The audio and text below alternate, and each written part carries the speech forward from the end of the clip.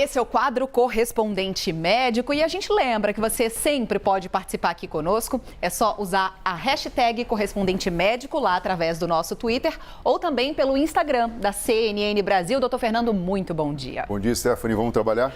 Vamos trabalhar e hoje com um alerta aos pais. Aí a gente vai falar muito da saúde dos adolescentes. Hoje com dois assuntos bem importantes, hein, doutor Fernando?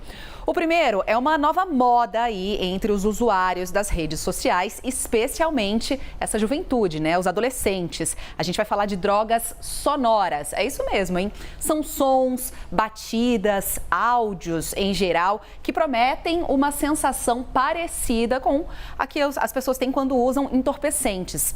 De acordo com uma pesquisa recente feita com 30 mil pessoas e publicada em uma revista científica de países da Ásia e da Oceania, cerca de 5% dos entrevistados procuraram esse tipo de som. E a frequência maior de uso é exatamente entre os jovens de 16 a 20 anos de idade. Existem até algumas plataformas que são especializadas nesse tipo de áudio. Elas disponibilizam playlists, sets separados por assuntos, como sons que causariam efeitos similares ao uso de maconha, ao de LSD, por exemplo. E aí, doutor Fernando, primeiro a gente pergunta se isso é possível e como é possível, né, que sons possam reproduzir no nosso organismo sintomas parecidos com o de drogas sintéticas, né? Bom, algumas drogas elas podem produzir uma sensação diferente, uma alteração da percepção. Então, nesse aspecto, se você produz um efeito semelhante a quem já teve a experiência e que narra como foi, você pode dizer que sim, que pode se aproximar do que quando a pessoa está em uso dessas substâncias, com alteração real dos neurotransmissores, ela então experimenta. Mas, na verdade, você não está colocando nenhuma substância, nenhum neurotransmissor além do que já existe dentro da caixa craniana para dentro do funcionamento do próprio cérebro. Agora, Stephanie, a música é extremamente poderosa. A gente sabe que ela, de fato, pode alterar as nossas percepções, ela pode, de fato, levar a gente a um estado de relaxamento ou até mesmo um estado de alerta ou então de concentração diferente. Como é que exatamente esses sons agem no nosso cérebro, hein, doutor Fernando? O senhor me disse, por exemplo, que o senhor corre. E para correr uma musiquinha, para quem pratica atividade física, pode trazer algum benefício maior de concentração, mas esses efeitos sonoros trazendo causas parecidas com drogas, como é que é isso exatamente? Funciona mais ou menos da seguinte maneira: você faz estímulos diferentes nos diferentes orelhas. Então você coloca uma frequência na orelha direita e uma frequência na orelha esquerda, com uma diferença de frequência. Então você pode imaginar, eu boto 140 Hz em uma e 149 em outra. Essa diferença de 9 Hz, o cérebro ele tenta fazer a compensação.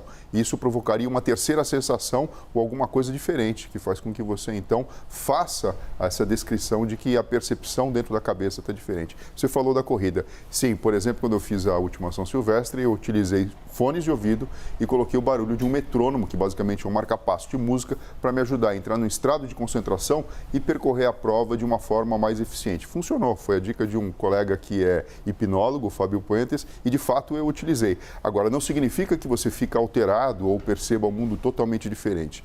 Da mesma maneira como uma pessoa, de repente, é apaixonada por velocidade, por mais que ela tenha que correr cada vez mais para sentir aquela adrenalina, não há nada diferente que faça com que a adrenalina aumente dentro do cérebro, diferente se ela utilizar uma substância a mais, quer seja inalando ou então injetando na veia. Agora, Stephanie, quando a música ela toca no nosso cérebro, ela na verdade acaba estimulando todo o córtex cerebral de uma forma diferente, muito além de simplesmente estimular o córtex auditivo, que é o que faz a gente ter a percepção do som, porque o som nada mais é do que uma vibração mecânica que existe no ar, que é transformado em estímulo elétrico dentro do ouvido interno e levado então para essa região do lobo temporal. Mas também pode estimular o córtex sensorial, porque a batida pode ser sentida e você também pode querer, de alguma forma, fazer um movimento semelhante. Pode estimular o córtex visual. Tem pessoas que conseguem, além de escutar a música, quase que enxergar uma cena ou até mesmo sentir a própria música quando você sabe ler uma partitura. Ela pode estimular o córtex pré-frontal, quando a gente fala da imaginação, do córtex motor, se você ousa tentar tocar um instrumento ou então caminhar, dançar ou fazer alguma coisa assim, e até mesmo o cerebelo, que tem relação direta com a coordenação motora. Mas essas batidas que produzem efeitos parecidos com de drogas podem trazer riscos também à audição? Tudo depende do volume que você escuta. E é lógico que para potencializar a experiência, o jovem que é curioso, o que ele faz? Ele vai lá e aumenta o volume e coloca, na verdade, o seu aparelho auditivo em risco. E a gente sabe que você escutar por um tempo muito prolongado uma determinada música, conversa, o que quer que seja, o barulho mesmo, isso pode provocar lesão definitiva no ouvido. Perfeito, doutor Fernando. Vamos aqui então para o nosso próximo assunto. Aqui na última semana, a Fiocruz lançou um abaixo-assinado contra a liberação de cigarros eletrônicos aqui no país. A gente lembra que o comércio, a importação e a propaganda desses produtos são proibidos aqui no Brasil desde 2009. Mesmo assim, é só a gente andar nas ruas aqui em São Paulo, em muitas cidades, para a gente ver muitas pessoas usando esse tipo de cigarro. A estimativa é que cerca de 2 milhões de pessoas usem cigarros eletrônicos aqui no Brasil. Doutor Fernando, o cigarro eletrônico, ele é de alguma maneira mais perigoso do que o cigarro comum? Eu diria o seguinte, ele não é menos perigoso que o cigarro comum. O cigarro comum ele tem muito tempo de história de observação clínica, existe uma grande correlação entre doenças do aparelho cardiovascular, infarto agudo do miocárdio, acidente vascular cerebral e também a produção de câncer, principalmente no pulmão. Eu digo principalmente porque outros órgãos também podem ser induzidos à formação de câncer devido ao consumo do tabaco. Mas eles contêm, o cigarro eletrônico, substâncias tóxicas, sim. Muitos contêm a nicotina e por isso acaba, na verdade, criando de alguma forma dependência. Pode trazer problemas respiratórios. Veja, o natural, Stephanie, é a gente pegar ar puro e colocar para dentro da nossa caixa torácica. Qualquer coisa que não seja isso pode provocar irritação nos alvéolos e, dependendo da substância química, pode de fato machucar as células. Não combate o vício em relação ao tabaco. Na verdade, você troca uma experiência por outra, lembrando que muito mais do que simplesmente o toque da substância dentro do seu corpo físico e a correlação com os neurotransmissores, o próprio hábito e comportamento acaba sendo exatamente o mesmo e até com aquela sensação de, olha, não faz tanta fumaça assim, não é tão fedorento, então eu posso usar em qualquer lugar. E, gente, não é bem assim. E a comercialização, isso precisa ficar bem claro, ela está proibida no Brasil.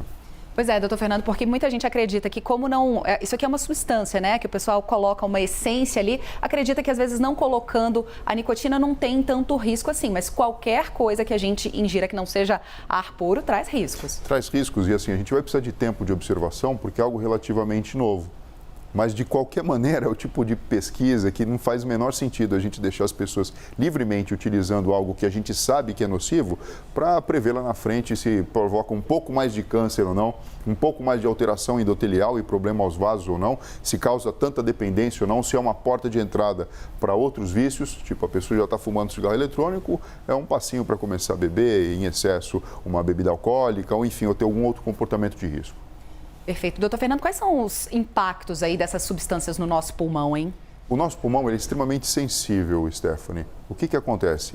A grande função dele é, quando a gente pega vias aéreas superiores, filtrar o ar, aquecer o ar, preparar esse ar para chegar dentro da caixa torácica e promover a troca gasosa. Captar oxigênio do ambiente, que é extremamente importante para o funcionamento do processo metabólico de todas as células do corpo, e eliminar o gás carbônico. Se eu coloco qualquer substância diferente do normal, com temperatura diferente, de maneira diferente produzida, você vai levar uma irritação e naturalmente as células vão inflamar, tentando expelir esse problema. Então você pode pensar o seguinte, a longo prazo, uma doença pulmonar obstrutiva crônica pode surgir, uma inflamação, se a pessoa já tem tendência, por exemplo, a desenvolver ou já tem asma, pode ter mais crise. Enfim, qualquer substância pode provocar danos agudos, ou seja, a curto prazo, como eu estou falando aqui, e também a longo prazo. É um epitélio muito importante e especializado nessa troca gasosa e a gente não pode colocar ele em risco. O senhor falou também do hábito, né? Não só as substâncias, mas o hábito. Os riscos psicológicos do cigarro eletrônico são os mesmos do cigarro comum? São bem semelhantes, né? Cria-se uma dependência, uma falsa sensação de higiene e de segurança, porque depois que veio a lei que proíbe que as pessoas fumem em lugares fechados, todo mundo, na verdade, já notou que houve uma redução. E não foi só isso, né? As pessoas foram ficando mais conscientes no decorrer do tempo.